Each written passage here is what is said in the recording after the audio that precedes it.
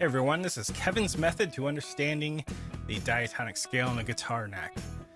The prefix dia means 7. You've probably done stuff with the pentatonic scale before, and that's only got 5 notes, but we're going to try to look at the 7 notes. The most famous diatonic scale, of course, is C major. And if you had a piano, it's the white keys only, no black keys. C major has the following 7 notes in order: C, D, E, F, G, A, and B. Now, it's real important that you know where the intervals are in that, and what that means is where the spacing is between the notes. Tones are 2 frets, semitone is a 1 fret, and there's 2 spots in particular that we want to pay attention to. And if it were C major, it would be where E and F are together and B and C are together. And if you were to look at a piano, there's no black key between those 2. We like to name our notes 1, 2, 3, 4, 5, 6, 7, and then you're back to the C again at 1.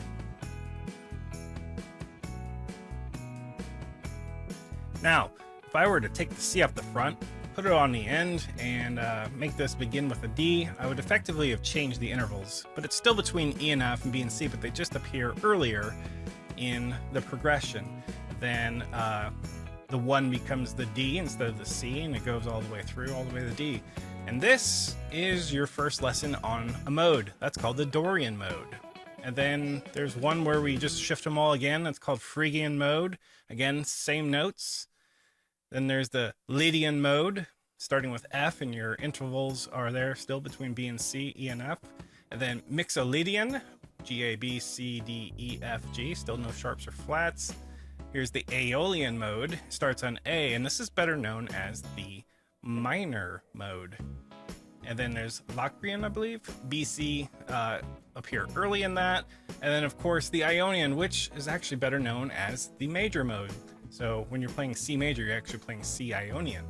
So every major key has a relative minor key. So if we look here, C's relative minor is A minor. What does that mean? It means they actually have the same exact notes between them. We're just starting the scale at a different position. So let's finally take a look at a guitar neck with the notes here. And yes, this is just in a spreadsheet, but you got fret numbers, you've got fret markers, standard tuning going on here. But what I want to point out here is, here's your 7 notes, the 1 being a C, D, E, F, all the way up through B. And then each key has 3 major chords, 3 minor chords. And then the 3 major chords are 1, 4, 5. And the 3 minor chords are 2, 3, 6. And finally, you got a weird one called, well, before we get there, you have the relative minor, and that's the 6th, but the 7th one here is your diminished chord. Now, I kind of want to focus on a single string here because it can be overwhelming. But if you just look at one string, it doesn't look so bad. In fact, there's only 3 patterns that I really want you to key in on. We have the green one that has the root 6, 7 in it, the blue one that has the 2, 3, 4, and the 5 is in a pattern by itself. And if we were to look at the A string, the patterns just repeat. Pattern 1, 2, 3, 1, 2, 3, 1, 2, 3, over and over and over. But it gets a little tricky when you change strings. And what I mean is if you know you're on the 1, that means you've got a 5 above you, except of course when you're dealing with the B string, you got to adjust by 1.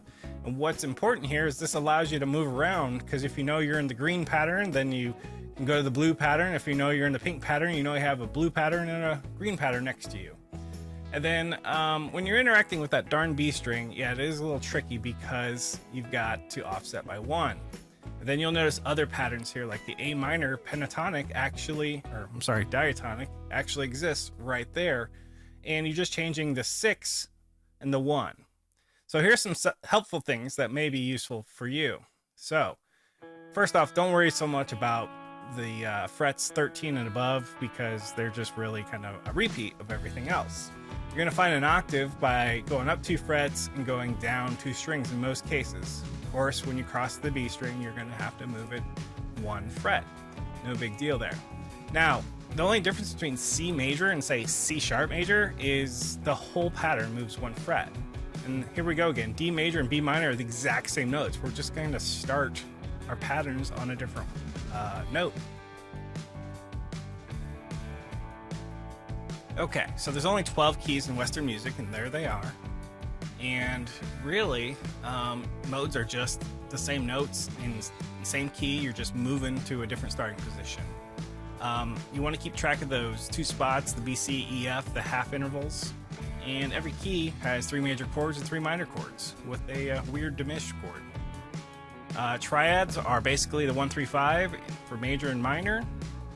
And you should just really start learning the scales on a single string and repeat the pattern over and over. You only have to follow some rules when you change strings. And oh, by the way, this all works on bass too.